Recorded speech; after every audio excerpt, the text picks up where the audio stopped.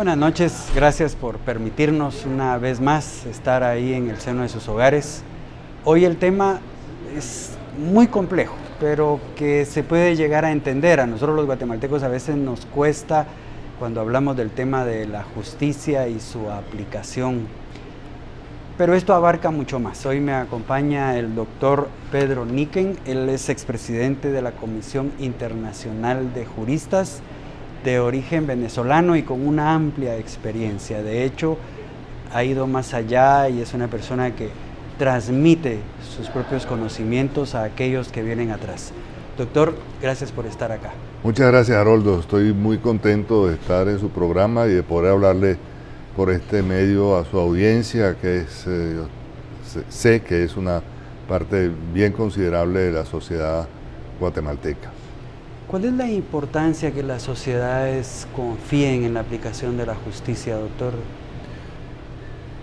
Mire, eso tiene que ver con el depósito que hacemos todos en el Estado del poder de la coacción y del poder de la violencia. Se supone que en las sociedades primitivas se arreglaban cuentas entre las personas, se arreglaban cuentas directamente, sin la intermediación de un tercero. Era en ese sentido, por eso sociedades primitivas, donde podía prevalecer la venganza y el ojo por ojo, diente por diente cobrado directamente. Precisamente la organización del Estado y la complejidad que va teniendo a lo largo de la historia consiste en que renunciamos a hacer uso nosotros de la violencia, renunciamos a hacernos justicia por nuestras propias manos, donde la frontera con la venganza es realmente tenue, y colocamos en manos de un tercero imparcial, que es el Estado, la capacidad de impartir, de decidir quién tiene y quién no tiene razón. En el fondo, Jean Carbonnier, un gran jurista francés, hablaba de que la ley termina siendo un almacén de órdenes, porque en las sociedades primitivas el primer paso hacia la justicia no fue la elaboración de leyes, sino cuando había un conflicto, confiarle al jefe del clan o de la tribu la resolución del conflicto. Cuando el jefe del clan o de la tribu empezó a resolver de manera igual situaciones iguales, ya no era necesaria su intervención, ya se sabía que normalmente él iba a decidir eso. No sé si en ese sentido la normalidad y la norma tienen una misma raíz.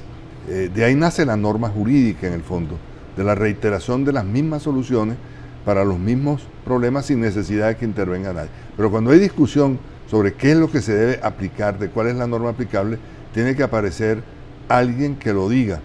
Si lo resolvemos entre nosotros mismos, la violencia social es inevitable. Entonces, la justicia en manos del Estado y una correcta administración de justicia en manos del Estado debería ser una garantía de la paz social y la garantía contra la venganza. A veces se dice, es que se está impartiendo justicia, pero en realidad es venganza. No, al contrario. La justicia sustituye, evita la venganza. Cuando una persona es víctima de una situación injusta y no encuentra cauces para remediarla por las vías institucionales, puede sentir la tentación de hacerse justicia por las propias manos y entramos en el terreno de la venganza. La justicia es la adversa de la venganza y el antídoto contra la venganza, que fue la, digamos, la forma como probablemente se arreglaban cuentas en las sociedades primitivas. En las sociedades organizadas y mucho más democráticas impera la justicia, y la justicia a su vez tiene que impartirse según una norma superior, que es la Constitución, y las leyes acordes con la Constitución. ¿Qué ocurre cuando las sociedades pierden esa confianza en la aplicación de la justicia? Bueno, ahí empiezan realmente los problemas, a haber problemas muy graves. Empiezan los sicariatos, empiezan medios de hacerse justicia por las propias manos, empieza la violencia social o la resignación a la injusticia, que es tan perniciosa como lo otro. Una sociedad que no puede encontrar causas para la justicia es una sociedad insatisfecha, una sociedad imperfectamente organizada. No es una sociedad democrática. Una sociedad democrática requiere de una justicia pronta y eficaz. ¿Qué ocurre cuando los jueces tienen demasiadas presiones de parte de distintas personas, digamos, de la sociedad? Bueno, el juez debe tener libertad espiritual para decidir. Y las presiones, en nuestra región latinoamericana y en la centroamericana en particular, el Poder Judicial ha sido un poco la cenicienta de los poderes públicos, o sea, salvo en Costa Rica, que tiene unas particularidades, pero con respecto no solo a Centroamérica, sino al resto de América Latina. Pero podría hablar por mi país también, o podría hablar por casi todos los países de la región. La justicia fue un poco preterida, quizás porque el militarismo fue muy predominante desde la independencia hasta nuestros días.